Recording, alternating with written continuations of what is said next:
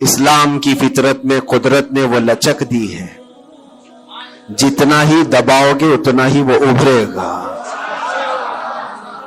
یہ میرے مصطفیٰ کریم صلی اللہ تعالی علیہ وسلم کے سچے اور اچھے دین کی ہمیشہ سے یہ تاریخ رہی ہے۔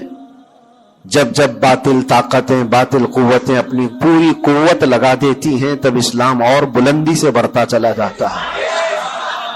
اسی لیے ایک شعر میں بار بار اپنی تقریروں میں کہا کرتا تھا، اور اسی تقریر کے شعر کو لے کر مجھ پر نہ جانے کیا کیا مقدمے لگائے گئے، اور وہ شعر آج کیا قیامت تک بھی بولا جاتا رہے گا۔ میں وہ پھر دہراتا ہوں اس لیے کہ وہ صرف ایک شعر نہیں بلکہ ہمارا ایمان بھی ہے۔ وہ ایمان بھی ہے جس کا معنی اور مفہوم ہمارے قوم کے ہر بچے کو یاد ہے۔ قتل حسین اصل میں مرگ یزید ہے، اسلام زندہ ہوتا ہے ہر کربلا کے بعد، اسلام زندہ ہوتا ہے ہر کربلا۔ جب بھی کبھی کسی کی قربانی ہوتی ہے تو وہ رائے گاہ نہیں جاتی، وہ برباد نہیں جاتی۔ اللہ تبارک و تعالیٰ کی ہزاروں لاکھوں حکمتیں پوشیدہ ہوتی ہیں۔ دنیا کو تو صرف اتنا نظر آتا ہے کہ امام حسین اور ان کے بچے میدان کربلا میں کاٹے گئے، مارے گئے، قتل کر دیے گئے، لیکن اس کے پیچھے کی حکمتیں یہ رب العالمین جانتا ہے۔ اور آج تک قوم اس کو سمجھ رہی ہے کہ اسلام میں جو آج ہریالی باقی ہے اس میں خون حسین کا کردار ہے، اور ہمارے ائمہ کرام بزرگان دین نے اس کو اپنے خون سے، اپنی محنتوں سے سینچا ہے۔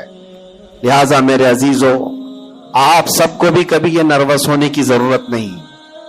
میں گرفتار ہوا بھی اور واپس اسی جگہ پہنچا جہاں سے ہم آپ کو خطاب کیا کرتے تھے۔ ہزار لوگ یہ سوچتے تھے کہ ممبر پر آپ دوبارہ نہیں کھڑے ہو سکتے۔ ہم نے ان سے یہی کہا تھا، میرا رب تبارک و تعالیٰ چاہے تو تمہاری گردن پہ بھی کھڑا کر دے گا، ممبر پر ہی نہیں، جہاں وہ رب تعالیٰ چاہے کھڑا کر دے۔ اور جب تک اس پروردگار عالم کو منظور نہ ہو، وہ اللہ تبارک و تعالیٰ ہمیں کنارے رکھتا ہے۔ یہ صحابہ کرام، اولیاء کاملین سب کی تاریخ میں رہا ہے۔ آج بڑی خوشی ہے اس بات کی کہ ہم اسی مسجد میں واپس آپ کے ساتھ جمعہ ادا کر رہے ہیں۔ اس مسجد کی روحانیت اور اس کی نورانیت ہمیں واپس یہاں کھینچ لاتی ہے۔ کئی مہینوں کے سفر بھی ہوتے ہیں لیکن واپس اس مسجد میں آ جاتے ہیں۔ نہ جانے یہاں کے لوگوں کی دعائیں یا یہاں کا کیا تعلق ہے۔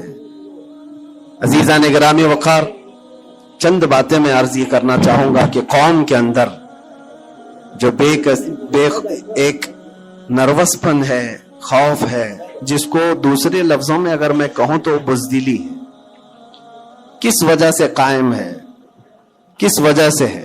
یہ ڈر اور خوف کا ماحول صرف اسی لیے ہے کہ ہر بندہ کمفرٹ زون میں جینا چاہتا ہے، آرام اور عیش کی زندگی میں جینا چاہتا ہے۔ ہر ایک نے اپنے اوپر دنیا اتنی لاد لی ہے، اپنے اوپر دنیا کو اتنا سوار کر لیا ہے کہ اس سے نکلنا اس کے لیے مشکل ہو جاتا ہے۔ اور اسی وجہ سے اللہ کے نبی صلی اللہ تعالی علیہ وسلم ارشاد فرماتے اپنے صحابہ کو بھی کہ جب تمہارے اندر بیل کی پونچھ پکڑ کر کے کھیتی باڑی کرنے کی عادت آ گئی اور تم گھوڑے کی پیٹھ چھوڑ چکے ہو تو سمجھ جانا کہ دوسری قومیں تم پر حکومت کرنے لگ جائیں گی۔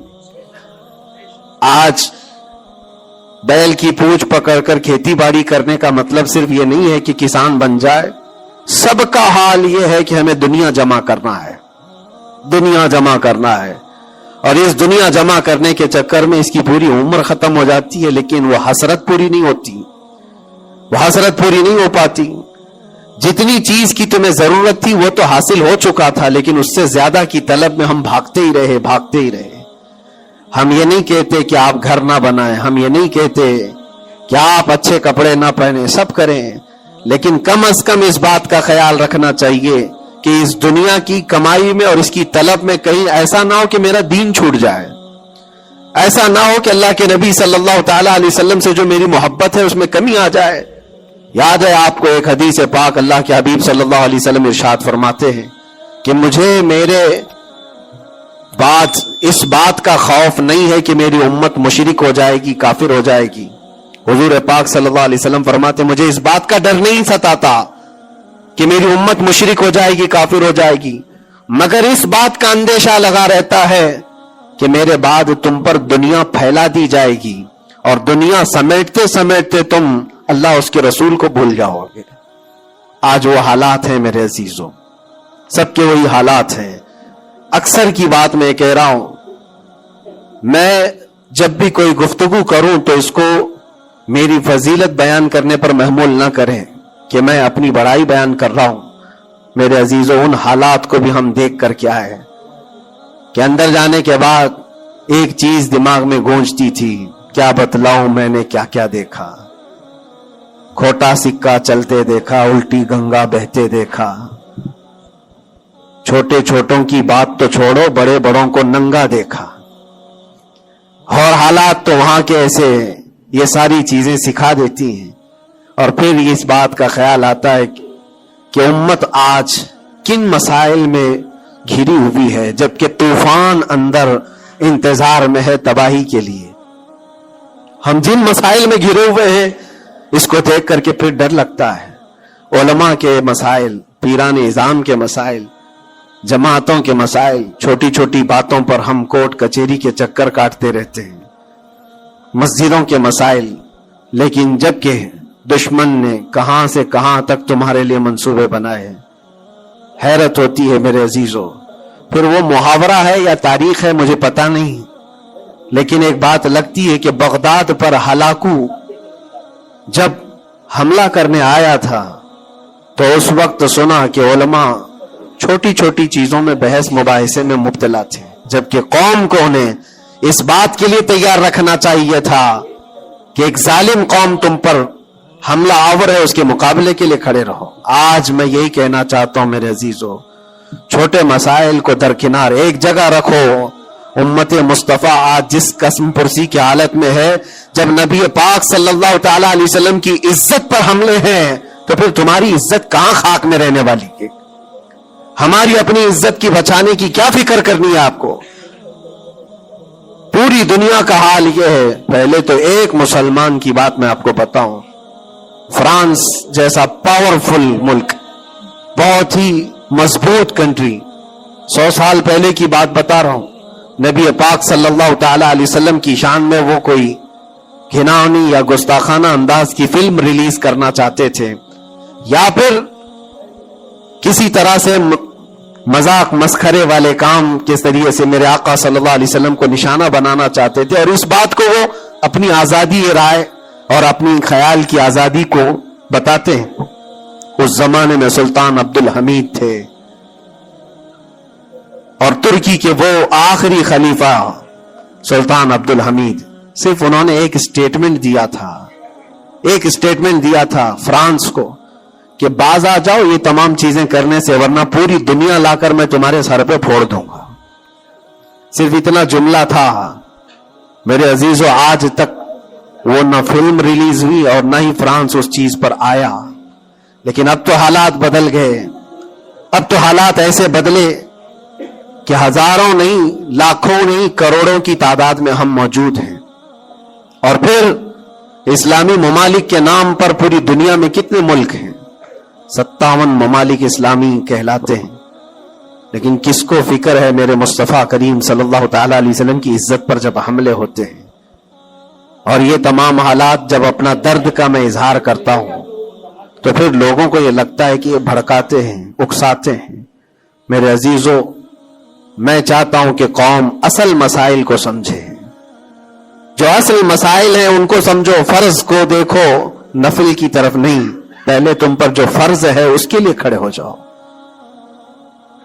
آج قوم کی بکھراؤ کو بھی دیکھتا ہوں تو ایک حدیث پاک میں آپ کے سامنے رکھتا ہوں۔ اللہ کے نبی صلی اللہ علیہ وسلم سے پوچھا گیا دین کیا ہے؟ میرے آقا صلی اللہ علیہ وسلم فرماتے ہیں الدین النصیحہ، دین خیر خواہی کرنے کا نام ہے، ہر ایک کے ساتھ اچھا برتاؤ۔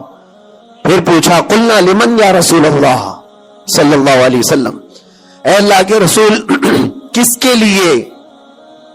لیے خیر خواہی کرنے کا نام دین ہے؟ اللہ کے رسول صلی اللہ علیہ وسلم فرماتے ہیں للہ ولی کتابہ ولی رسولہ وللائمۃ المسلمین وعامتہم، اللہ کے لیے، اس کی کتاب کے لیے، اس کے رسولوں کے لیے، اور مسلمانوں کے جو امام ہیں یا ان کے حاکم ہیں، ان کے لیڈر ہیں، ان کے لیے، اور تمام مسلمانوں کے لیے اچھائی کا ارادہ کرنا، بھلائی کا ارادہ کرنا، اسی کا نام دین ہے۔ دین کو اللہ کے نبی صلی اللہ تعالی علیہ وسلم نے ان تمام چیزوں کے ساتھ لگا کر کے آپ کو بیان فرمایا، اور آج میں اس میں سے ایک ٹکڑا ہی اگر بیان کروں کہ الدین النصیحہ لأئمۃ المسلمین وعامتہم، مسلمانوں کے امام، مسلمانوں کے جو لیڈر ہیں ان کے لیے اور عام مسلمانوں کے لیے خیر خواہی کرنے کا نام دین ہے۔ اور آج میرے عزیزو اس بات کی بہت زیادہ ضرورت ہے، بہت زیادہ ضرورت ہے، اجتماعی طور پر سب دیکھیں کہ ہمارا مفاد کس میں ہے، امت کا کام کس میں ہو سکتا ہے۔ اور ایک حدیث میرے آقا صلی اللہ علیہ وسلم فرماتے ہیں من اصبح ولم یہتم، حضور اکرم صلی اللہ علیہ وسلم فرماتے ہیں من لم یہتم بامرنا فلیس منا، جو اس حال میں صبح کیا کہ میری امت کا خیال نہیں کیا، حضور فرماتے وہ ہم میں سے نہیں ہے، وہ ہم میں سے نہیں ہے۔ کتنی صبح ایسی ہوتی ہیں جو تم صبح اٹھ کر کے سوچتے ہو کہ امت کا کیا ہونا ہے؟ یا آقا کریم صلی اللہ علیہ وسلم فرماتے ہیں جس نے میری امت کا خیال نہیں کیا وہ مجھ میں سے نہیں ہے، وہ ہم میں سے نہیں ہے۔ عزیزان گرامی وقار، ہر ایک کو ایک درد ستاتا ہے کہ کل کیا کھاؤں گا، کل کیا پہنوں گا، میرا گھر کیسے بنے گا، میری جاب کیسے لگے گی۔ لیکن ان غربائے امت کے لیے کون سوچتا ہے جو کاٹے جا رہے ہیں، مارے جا رہے ہیں، جن کے گھر اجاڑے جا رہے ہیں، ان کے بارے میں کبھی دل کے اندر نرمی آتی ہے؟ اگر تمام مسلمانوں کے دلوں کے اندر یہ نرمی اور یہ رحم ہوتا تو میرے عزیزو حالات ایسے نہیں ہوتے، حالات ایسے نہیں ہوتے۔ صحابہ کرام میں سے ایک مثال میں آپ کو بتا دوں کہ ہمارا دین آج جس کو ہم لے کر کے چل رہے کتنا بکھر گیا۔ سچ کہا تھا حالی نے کہ خاص ہے خاصان رسول وقت دعا ہے، امت پہ تیرے وقت عجب آ کے پڑا ہے، جو دین نکلا تھا بڑی شان سے اپنے وطن سے، آج وہ پردیس میں غریب الغربا ہے۔ آج دین اسلام کو ہم نے اجنبی بنا کر رکھا ہے، ہمارے گھروں میں ہی نہیں ہے، ہماری ذات پر نہیں ہے، ہم تو پھر دوسرے کو کیا تانا دیں گے؟ آپ اسلام زندہ باد کا نعرہ لگاتے ہیں اور اب اسلام کی حقانیت کو بلند و بالا انداز میں بیان کرتے ہیں، سڑکوں پر آ جاتے ہیں۔ تمہیں سڑکوں پر آ کر احتجاج کرنے کی کیا ضرورت ہے؟ تم اگر اسلام کو اتنا ہی پسند کرتے ہو تو اپنی بیویوں پر کیوں نہیں اسلام پسند کرتے؟ اپنی بچیوں پر، اپنے گھر والوں پر اسلام کو کیوں نہیں پسند کرتے؟ انہیں بے پردہ باہر جب گھمایا جاتا ہے تب اسلام زندہ باد کا نعرہ کیوں نہیں؟ یہ شادی ہال میں کبھی جا کر دیکھیں، یہ پارٹیوں میں جا کر دیکھیں، اندازہ بھی نہیں ہوتا کہ یہاں مسلمانوں کا جم غفیر ہے۔